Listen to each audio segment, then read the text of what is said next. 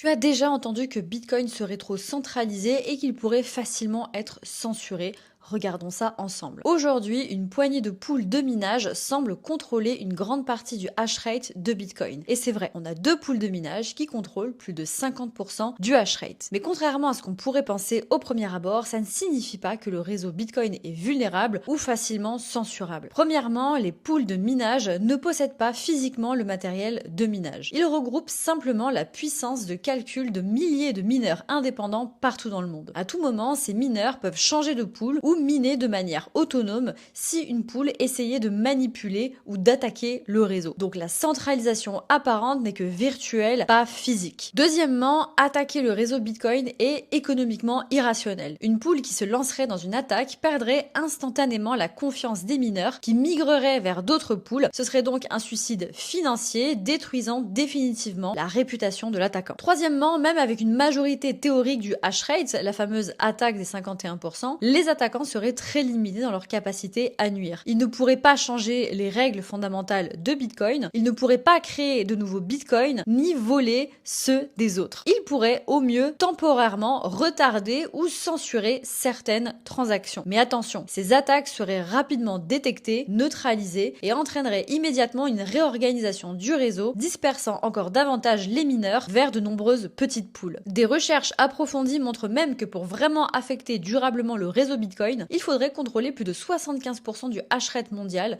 ce qui est économiquement et logistiquement extrêmement improbable. Pour en savoir plus sur ces études, je vous renvoie aux travaux de Michel Kazaka sur le sujet. Et en définitive, à long terme, le vrai point d'attention reste de maintenir une distribution géographique et économique diversifiée du minage. Tant que les mineurs seront dispersés mondialement, attirés par des coûts d'électricité compétitifs et une réglementation favorable, Bitcoin restera le réseau monétaire le plus résistant à la censure jamais conçu. Donc oui, Bitcoin est bien conçu pour être robuste et résistant à toute tentative de contrôle ou de censure, et c'est précisément cette robustesse qui en fait une révolution monétaire à part entière.